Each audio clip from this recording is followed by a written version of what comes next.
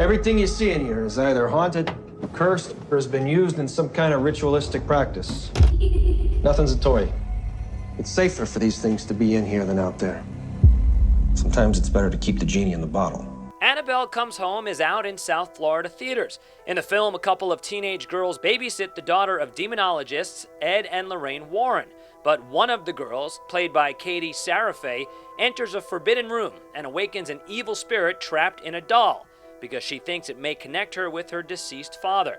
I asked Katie about the complexity of her character. She was super fun to play because of that. There's like such an emotional journey with her where you kind of see like this really humorous, sarcastic side that I feel like she kind of maybe does it a little bit as like a cover-up to mask everything. I kind of made this super actor moment, weird decision to like cry every morning and then bottle it up because I felt like that was something she would do since she like lost her father and everything.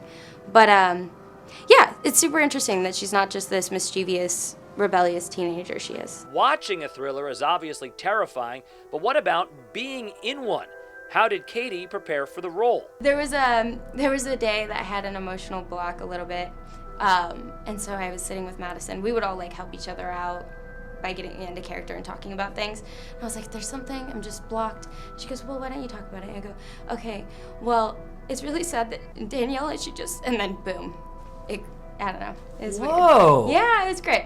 It was fun. I think for your next movie, do a comedy, and you could just laugh in the morning. Isn't that nicer? I could just, yeah. I could just watch sitcoms in the morning. Right. Yeah. You know, like good old Different Strokes or something. But I love the challenge. Yeah. Also, it occurred to me you probably don't know what Different Strokes is, do you? Oh, you I've did? heard of it. Okay. I I've feel like I seen just maybe bits and pieces. aged myself very badly. No. Right there. To be in a horror movie, a thriller movie, they're super fun to watch. Mm-hmm. To be in one and be the one sort of in charge of making us scream, how does that feel? So cool. I love it. Well, it's super fun. Like I said, it's very challenging, which is my favorite thing to do. But I love that this one just has like a lot of comedy as well as horror, so that's kind of cool to play with. And I just, as an actor, love to ignite emotions in people, and I think this movie does that. Katie's already seen the movie multiple times and still gets scared. And one of the characters who frightens her the most is one you might not expect. Do you get scared of stuff that you do on screen? That's cool. Do you scare yourself?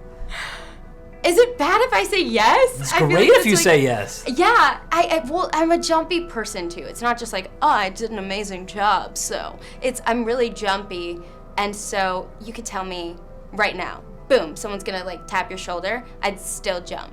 So yeah, I do. It's just an eerie film as well, and plus having all the music and sound effects and everything added to it makes it different than how it was when we were actually filming it. So it's a bit more terrifying. Katie is no stranger to this genre. She appeared in 2 episodes of Supernatural a few years ago. To this day, one of my favorite sets I've ever been on. I love Jared and Jensen. We're all from Texas. So they're super cool, super goofballs. The second that me and Joy, who played Maeve in the 200th episode, got on set, I just felt like a family. So I just love it. Catch Katie in the thriller Annabelle Comes Home in South Florida theaters this weekend.